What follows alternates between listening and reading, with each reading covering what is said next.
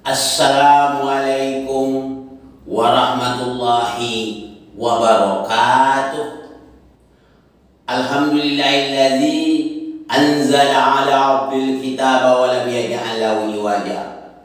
Asyhadu an la ilaha illallah wahdahu la syarika lah wa asyhadu anna Muhammadan abduhu wa rasuluh. Allahumma sholli ala Muhammad wa ali Muhammad. Allahumma sholli ala Muhammad wa ali Muhammad. Allahumma sholli ala Muhammad wa ali Muhammad. Sebagaimana pertanyaan datang, ya lagi yang sama, tidak disebut nama. Ustaz, saya memang mengaku Ustaz mampu menjawab seluruh pertanyaan, tapi Ustaz berlebihan yang tidak masuk akal. Saya pernah dengar Ustaz ceramah yang judulnya utang kita kepada Rasul belum mampu kita melunasinya. Kapan kita berutang dengan Rasul Ustaz? Jangankan kami, Ustaz saja belum ada ketemu Rasul. Umur Ustaz saja belum sampai 60 tahun. Kapan Ustaz bertemu dengan Rasul? Maka dari itu, kalau bicara itu jangan berlebihan. Bicara saja yang sekedar masuk akal. Assalamualaikum warahmatullahi wabarakatuh. Waalaikumsalam warahmatullahi wabarakatuh. Ya, memang saya pernah ceramah di masjid dulu itu ya. Masih ingat, udah lama juga ya. Waktu saya masih eksis sebagai MDI, waktu itu sebagai mubalik pada tahun 2017. Ya, saya masih ingat, betul. Itu yang antum ingat terus ya dengan saya. Saya memang mengatakan demikian, utang kita kepada Rasul tidak mampu kita membayar. Betul ya. Jangankan utang kita dengan Rasul, utang kita dengan orang tua kita sajalah. Maksud saya utang di sini adalah jasa, ya. Jasa orang tua kita saja, kedua orang tua tak mampu kita membayarnya. Apalagi jasa Rasul kepada kita. Kita tak akan mampu membayarnya. Walaupun kita mempunyai kekayaan seluas langit dan bumi, tidak mampu kita untuk membayarnya.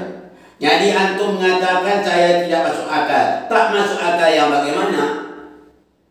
Ya, sebagaimana firman Allah yang berbunyi dalam surat 42 itu. Ayat 23 yang bunyinya a'udzubillahi minasyaitonirrajim. Bismillahirrahmanirrahim.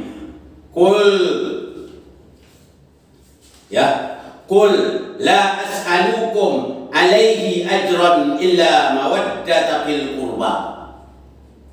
Katakanlah, Rasul mengatakan, katakanlah, aku tidak mengharap upah dari kalian atas suanku, melainkan diharap oleh Rasul kecintaan kamu dengan keluargaku. Jadi Rasul tidak mengharap materi. Kalau dia Rasul mengharap materi, tak terbayar kita. Seandainya kita punya kaya seluas langit dan bumi, kaya kita tak mampu kita membayar. Tapi Rasul tidak meminta itu, tidak melupakan materi, ya, yang tidak diminta Rasul. Tapi yang diminta Rasul apa? Kecintaan kita kepada keluarganya. Ya, maksudnya pertama adalah jelas ya, kita cinta pada dia dan cinta kepada keluarganya. Memang dalam surah 33 ayat 6 jelas. Ya, Rasul itu lebih diutamakan orang mukmin daripada dirinya sendiri. Jadi cinta kita dengan Rasul itu melebihi, lebih cinta kita dengan Rasul dibandingkan dengan diri kita. Begitu maksudnya. Jadi antum mengatakan, kata antum, saya belum sampai umur 60 tahun, kapan berjumpa dengan Nabi? Terus terang saya katakan, ya. Dan secara apa? Secara fisik saya tak bertemu dengan Rasul, tapi secara apa? Secara misi atau risalah saya bertemu dengan Rasul. Secara risalah, Rasul juga pernah mengatakan, orang yang betul melaksanakan misi ke aku walaupun tak bertemu dengan aku. Ya, dilaksanakan misi dia walau tak bertemu dengan aku, dia sama dengan bertemu dengan aku. Jadi walaupun kita secara fisik tidak berjumpa Rasul, kita melaksana risalahnya, berarti kita sudah bertemu dengan Rasul. Itu ingat ya. Tak ada gunanya seandainya kita bertemu dengan Rasul, berjabat tangan dengan Rasul, solat di belakang Rasul, tapi kita munafik menentang Rasul.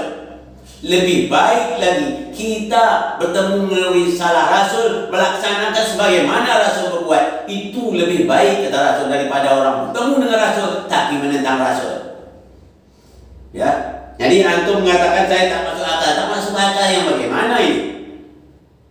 Jadi antum tidak merasa terutang budi dengan Rasulullah, tidak merasa terutang budi dengan Rasulullah, atau tidak merasa apa-apanya dengan keluarganya, walaupun ya amal kita setinggi gunung, ya amal kita setinggi gunung, tidak mencintai keluarga Rasul.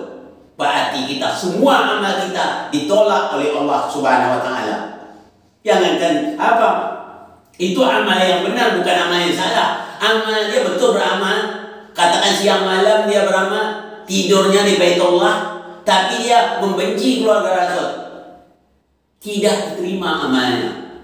Walaupun setinggi gunung ditolak, tetap dia masuk neraka. Jadi itu kita harus tahu benar itu.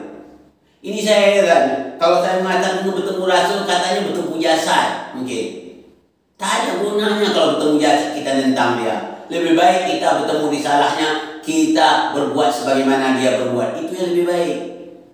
Ya, yang saya sampaikan tidak pernah yang tidak masuk akal. Tapi Anda yang tidak menakal. Ya, Anda tidak menakal, lalu Anda mengatakan, atau Anda tidak berakal, mengatakan saya tak masuk akal. Tapi sebaliknya saya katakan benar-benar dari Al-Quran, tidak pernah keluar dari ajaran Allah Subhanahu wa taala. Jadi begitu. Jadi berikutnya siapa kata Rasul? Dalam ayat itu ada mengatakan mencintai. Dalam ayat ini kan katanya apa? Kulla as'alukum alaihi ajran ila mawaddata fil qurba. Saya jelaskan tadi ya. Kata-kata kurba di dalam bahasa Arab ya ada muradifnya. Muradif tahu? Muradif itu persamaannya ada. Dua persamaannya lagi. Pertama, yang dikata kurba itu muradifnya adalah ahlul bait Nabi. Itu muradif juga daripada kurba. Ya, yang kedua ada lagi namanya itrah. Itrah itu ahlul bait Nabi juga. Jadi siapa orangnya? Kalau kita tahu di dalam surat 33 sudah jelas. Innama yuridullahu yusribakum rijsa ahlul bait wa yutahhirukum tathhira. Itu jelas Rasul menjelaskan. Itu ahlul bait aku wajib kita cintai. Kalau kita tidak mencintai ahlul bait Nabi, kita masuk neraka walaupun amal kita apapun gunung banyak tingginya. Nah, siapa dia? Rasul juga pernah bersabda, "Nazzaltu hadhihi ayati fi kamsi fi wa fi Ali wa Fatimah wa Hasan wa Husain." Kata Rasul, ayat ini tentang aku.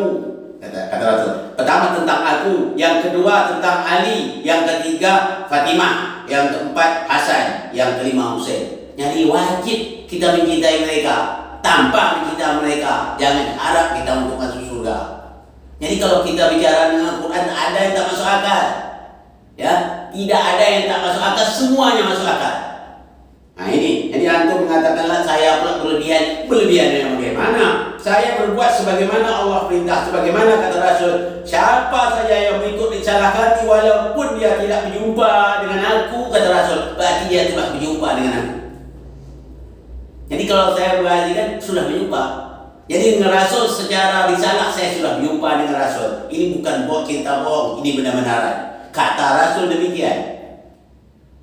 Jadi antum selama ini beranggapan orang jumpa Rasul itu dapat bersalam dengan Rasul, ya, datang ke masjid bersama Rasul, solat di belakang Rasul. Apa artinya solat belakang Rasul tapi dia tentang Rasul? Munafik. Tak ada guna. Lebih baik kita bertemu dengan risalah Nabi, risalah Rasul itu kita mengikutinya. Itu yang lebih baik. Jadi yang saya sampaikan ya, tak ada yang tidak masuk akal ya. Tapi kalau antum yang tidak mau menerima akal yang sempurna, ini untuk di sini saya sampaikan juga ya. Besok-besoknya dah 2 kali saya bagikan. Kalau buat apa tuh pertanyaannya orang bertanggung jawab, sebut namanya, siapa nama antum ya. Ini siapa nih saya panggil nih? Nama antum tak ada. Jadi gitu orang yang bagus ya. Jadi saya sampaikan lagi, walaupun umur orang itu cuma 58 tahun, dia telah menguasai, dah tahu tentang risalah Nabi, berarti dia telah jumpa dengan Nabi ya. Jadi antum jangan bicara menurut hawa nafsu. Antum ini kan bicara menurut hawa nafsu, makanya tak ketemu. Jadi kalau kita bicara dengan hawa nafsu, tidak akan bertemu kebenaran. Kebenaran kita temu menurut wahyu Allah dan mengikut risalah yang dibawa oleh Rasul. Insya Allah pasti kita ketemu. Ini pertanyaan berikutnya saya sarankan juga ya. Kalau buat pertanyaan berkali-kali saya sampaikan, tulis sekalian namanya. Itu orang bertanggung jawab. Kalau perlu pendidikan Anda, ya pendidikan Anda. Entah Anda S3. Saya pernah juga teman saya ini dari maaf cakap ya, dari S2 juga ya, tapi dari Mesir, Kairo. Itu untuk apa? Untuk saya suruh, bukan untuk kita bercanda. Untuk tolong ditafsirkan ini tentang apa? Tafsir biasa, tidak bukan tafsir tinggi, tafsir yang biasa-biasa. Tolong tafsirkan tentang ayat ini, tentang siapa Al-Bait. Saya bilang gitu. Buat dia, pakailah tafsir apapun silakan yang bisa menafsirnya, tapi tak ada yang dijawab ya, tidak ada yang dijawabnya. Kata dia mungkin saya ini belum bukan di bidang itu, tapi saya bidang sastra. Akhirnya jawab gitu, dia S2 dari Kairo. Itu jadi kita jangan mengatakan lagi sini sebut saya bertanya. Kalau betul-betul tanya, ya, saya tak peduli mau ngetes mau untuk mengokohkan diri Anda, atau sengaja tak tahu, silakan bertanya. Saya akan jawab sedapat mungkin, ya. Ini saya jawab, ya. Tapi akan saya jelaskan sejelas-jelasnya menurut sunnah Rasul yang dibawa oleh Al-Bait dan menurut Al-Quran, ya. Jadi antum harus paham. Di sini saya harapkan kepada yang tidak menyebut nama ini, besok-besok kalau mau bertanya saya sebut nama yang jelas ya. Saya pakai terdaftar di nama orang pertanyaan ini, saya daftarkan ini orangnya berapa orang. Jadi harus jelas namanya, ini tak tahu saya kalau tak jelas. Jadi saya harap sekali lagi jangan kalau bertanya atau tidak menyebut nama, sebutkan nama sejelas-jelasnya supaya saya mudah ya mengetahuinya. Ini saja yang dapat saya sampaikan pada kesempatan ini. Mohon maaf dari segala kekurangan. Wabillahi taufiq wal hidayah. Assalamualaikum warahmatullahi wabarakatuh.